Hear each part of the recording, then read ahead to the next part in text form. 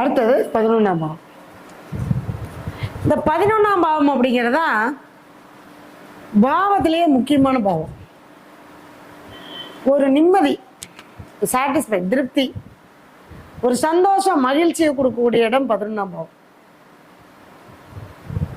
நல்ல நண்பர்கள், நீண்ட கால நண்பர்களை கொடுக்கக்கூடிய இடம் 11ஆம் பாவம். ஷேர் மார்க்கெட்டு, சீட்டு, சங்கம், ஒரு கூட்டா சேர்ந்து செய்யக்கூடிய ஒரு தொழில், இது எல்லாமே 11ஆம் பாவம். சேமிப்பு, முதல்ல சம்பாரிச்சேன் இத்தனை வருஷமா, நான் 10 வருஷம் சம்பாரிச்சேன், நான் ஒரு 10 லட்ச ரூபா வச்சிருக்கேன் அப்படின்னா அது சேமிப்பு. நான் 10 வருஷம் சம்பாரிச்சேன், 10 லட்ச ரூபா கடன் வச்சிருக்கேன், அது சேமிப்பு அல்ல. சொல்றோமா இல்லைங்களா? இன்னைக்கு யாருமே சேமிப்பு வைக்கிறது இல்லை, வைக்க முடியறது இல்லை. ஏன்னா இன்னைக்கு என்ன ஆயிடுச்சுங்க, நம்மளுடைய ஆசைகள் அதிகமாகிவிட்டது. 11ஆம் பாவம் என்பது ஆசைகள், தேவைகளை நிறைவேற்றக்கூடிய இடம் 11ஆம் பாவம், தேடலை கொடுக்கக்கூடிய இடம் 11ஆம் பாவம். யாருக்காவது ஒரு நிறைவு வந்துருதா, அதுதான் 11ஆம் பாவம். இன்னைக்கு ஒரு 10,000 ரூபாய் நான் சம்பாதிக்கணும்னு நினைக்கிறேன், இறைவன் எனக்கு 10,000 ரூபாய் கொடுத்துட்றாரு, நான் போதும்னு நினைப்பேனா? சே, 10,000 ரூபா வந்துச்சு, அன்னைக்கு 10,000 ரூபா பெருசா இருந்துச்சு, இன்னைக்கு 10,000 ரூபா தானே வந்திருக்குது, 20,000 ரூபா சம்பாதிச்சா நல்லா இருக்குமே. அப்போ மறுபடியும் 20,000 ரூபா சம்பாதிக்கிற அளவுக்கு இறைவன் கொடுத்துட்றாரு. மறுபடியும் மனசு என்ன சொல்லும், அந்த 20,000க்கு மேலே தேவை வந்துடும், அடுத்து 30,000 ரூபா சம்பாதிச்சா நல்லா இருக்குமே. அப்ப இந்த மாதிரி ஆசைகளை சொல்லக்கூடிய இடம் 11ஆம் பாவம். 11ஆம் பாவம் என்பது நீண்ட கால நண்பர்கள், சேமிப்பு, ஒரு திருப்தி, சந்தோஷம். நான் வாழ்ந்தேன், என்னோட வாழ்க்கை நிறைவாயிருச்சு, நீ எப்ப இறைவன் என்னை கூப்பிட்டாலும் நான் போயிடுவேன் அப்படின்னு யாராவது சொல்றாங்களான்னா கண்டிப்பா சொல்ல மாட்டேன். பையன்பிள்ளை கல்யாணம் பண்ணோம், சரி கல்யாணம் பண்ணியாச்சு, நிறைவா? இல்லை. அடுத்து பேரம்பேத்தி பார்க்கணும், சரி பேரம்பேத்தி பார்த்தாச்சு, நிறைவா? இல்லை இல்லை, பேரம்பேத்தி பள்ளிக்கூடத்துக்கு போகணும், அதை நானே அனுப்பணும், சரி சரி பேரம்பேத்தி கல்யாணத்துக்கு பள்ளிக்கூடம் போயிடுச்சு, பேரம்பேத்தி வேலைக்கு போகிறத பார்க்கணும், சரி பேரம்பேத்தி வேலைக்கு போயிடுச்சு, அடுத்து எப்படி பேரம்பேத்தி கல்யாணம் பண்ணாமல் எப்படி? சரி பேரம்பேத்தி கல்யாணம் ஆயிடுச்சு, அவனுக்குன்னு ஒன்று பிறந்துருச்சுன்னா பார்த்துட்டு நம்ம நிம்மதியாக போயிடலாம். போகுமா? கட்ட போகாது. அப்போ அந்த இடத்துல நிறைவு இருக்காது. அப்போ ஒரு மனிதனுக்கு ஆசைகள் கூட கூட கூட கூட அந்த நிம்மதி அப்படிங்கிற நிறைவு அப்படிங்கக்கூடிய விஷயங்கள் நமக்கு கிடைக்காது. அதுதான் 11ஆம் பாவம். மூத்த சகோதர உறவு 11ஆம் பாவம். யாருக்கெல்லாம் 11ஆம் பாவம் முடக்கா இருக்கோ அவங்களுக்கெல்லாம் மூத்த சகோதர உறவு தான் உங்களுக்கு பிரச்சனையே கொடுக்கும். அண்ணன் தம்பி தான், ஆனா அப்படி உயிரா இருந்தோம் அண்ணனும் தம்பியும். 10 வயசு ஆனா 5 வயசுல அண்ணன் தம்பி, 10 வயசுல பங்காளி. அப்படி அந்த உறவுகளை ஒரு இணக்கமான ஒரு விஷயத்துல நம்மள வச்சிருக்காரு. அவங்களாலதான் பாதிப்பே ஏற்படும். 11ஆம் பாவம் முடக்காயிட்டா அண்ணன் அக்கா மூத்த உறவினால் மட்டுமே இவர்கள் பாதிக்கப்படுவார்கள். அடுத்தது சங்கம் சேர்த்திக்குவாங்க, சங்கத்துல இருக்கிற காசெல்லாம் விட்டுருவாங்க. அடுத்தது ஷேர் மார்க்கெட்ல போட்டு ஆசைப்பட்டு ஒண்ணுக்கு டபுள், 10,000 போட்டா 20,000 வருதா, போச்சு 10,000 போச்சு. 10,000 போட்டா பரவாயில்ல, 10 லட்சம் போட்டா கடனை வாங்கி போட்டு இன்னைக்கு நிறைய பேர் இருக்காங்க. கடனை வாங்கி ஷேர் மார்க்கெட்ல போட்டுட்டு போயிருச்சுங்க மேடம், என்ன பண்றதுன்னு தெரியல அப்படின்னு, அந்த மாதிரி நிறைய இருக்காங்க.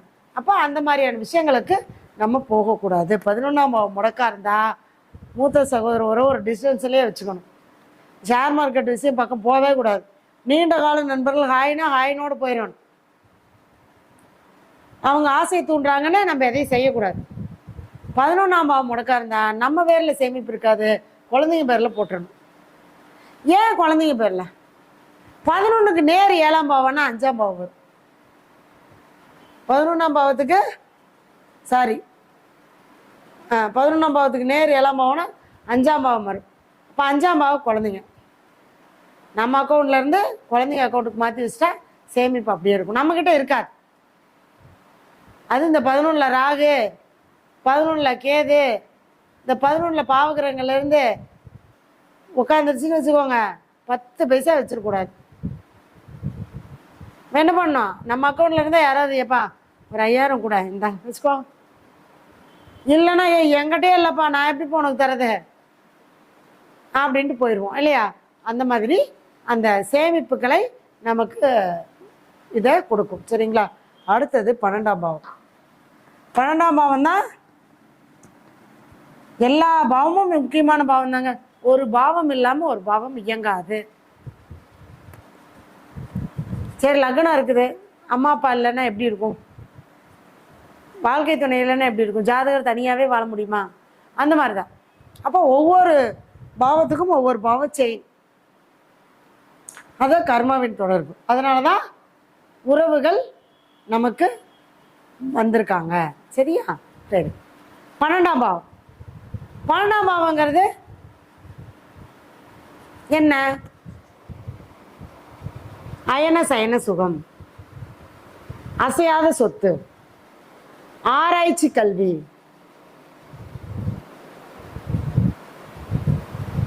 அசையாத சொத்தை நம்ம சேமிப்பை டெபாசிட் பண்ணுற இடம் 12ஆம் இடம். என்கிட்ட ஒரு 10 லட்ச ரூபா இருக்கு, நான் என்ன பண்ணுவேன், ஒரு இடத்த வாங்கி போடுவேன்.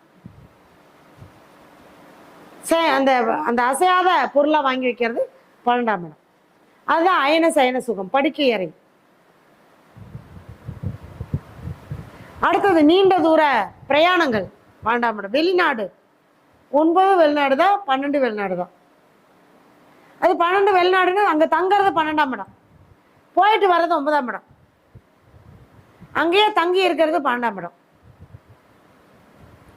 யாருக்கெல்லாம் 12ஆம் பாவம் முடக்கா இருக்கோ அவங்க வெளிநாடு போயிடுவாங்க. போனால் தான் அவங்க அங்கே கர்மாவை அனுபவிக்க முடியும். இங்கேயே அந்த அனுபவிக்க முடியுமா, கண்டிப்பாக அனுபவிக்க முடியாது. அப்போ மனைவி கணவனை பிரிஞ்சு, கணவன் மனைவி பிரிஞ்சு போயிடுவாங்களா, அயன சயன சுகம் அவுட்டாங்க. வெளிநாடு போய் கஷ்டப்படுவாங்க. எல்லாரும் வெளிநாட்டில் சம்பாதிக்கிறதுக்கு போனால் இவங்க வாழ்க்கையில் கஷ்டப்படுறதுக்காகவே வெளிநாடு போகணும் சொல்கிறாங்க இல்லையா. வெளிநாடு போனேன் ஆனால் எந்த பிரயோஜனமும் இல்லை. அதுதான் 12ஆம் பாவம் முடக்காயிட்டான்.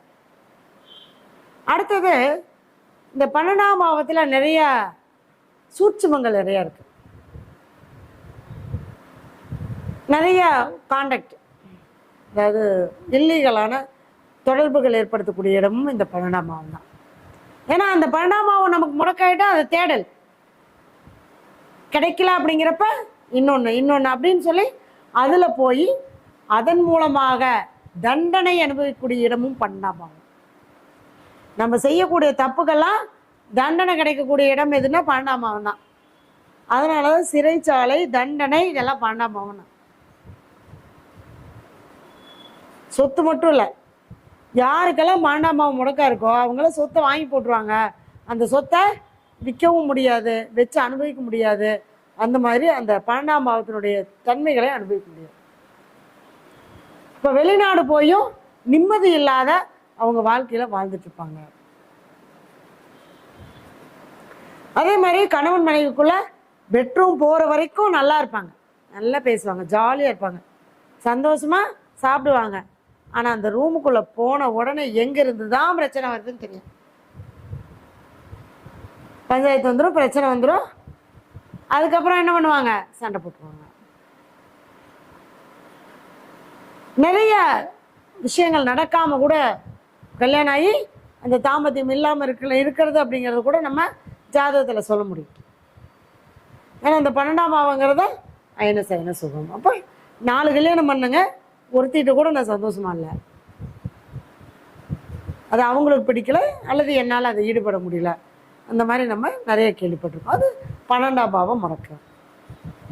12ஆம் பாவம் தான்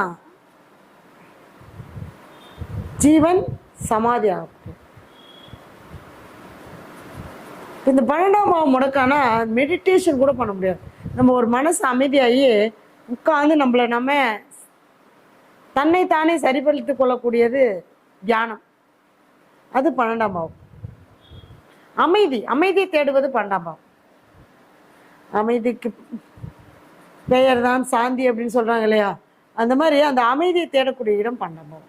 ஏங்க தூங்கும் போது நம்ம என்ன பண்ணுவோம்? ஒரே கான்செப்ட், அமைதியாக போய் ரிலாக்ஸாக படுத்தா சுகமாக தூக்கம் வரும். அதான பன்னெண்டாம் பாவம். பன்னெண்டாம் பாவம் முடக்காயிட்டா தூக்கம் வராதுங்க. நிறைய பேர் இந்த நைட் வேலை வைப்பாங்க தெரியுங்களா, அவங்களுக்கெல்லாம் பன்னெண்டாம் பாவம் முடக்காதான் இருக்கும். அவங்களாம் நைட்டு தூங்கவே மாட்டாங்க. வாழ்க்கை பூரா செக்யூரிட்டி வேலை, நைட் வேலை தான். ஏன்னா அவங்க அதனுடைய கர்மம் அவங்க அனுபவிக்கிறாங்க. அது அவங்களுடைய வேலையா, அவங்களுக்கு அது வேலை செய்யுது. இல்லைனாலும் வீட்டில் படுத்து தூங்க மாட்டாங்க. இன்னைக்கு நிறைய பேர் தூங்குறதில்ல. 2 மணி 3 மணி ஐடி ஃபீல்டில் வேலை செய்கிறவங்க எல்லாமே.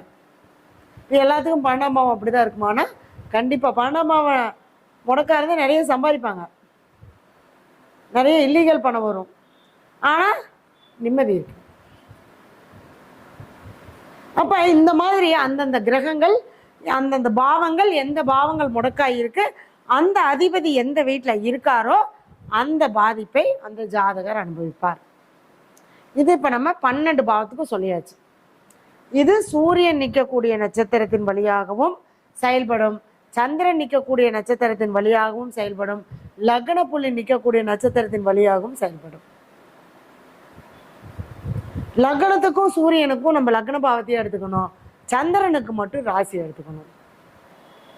இப்போ ஒரு உதாரணத்துக்கு ஒன்று சொல்கிறேன். இப்போ நம்ம மேசராசிலேருந்து ஆரம்பிப்போம். மேசராசிலேருந்து மீன ராசி வரைக்கும் நம்ம சொல்லிடுவோம், சரிங்களா? சின்ன சின்ன விஷயங்கள் தான். நான் உங்களுக்கு அது எப்படின்றத நான் கொஞ்சம் விளக்க கொடுத்துறேன், ஓகேவா?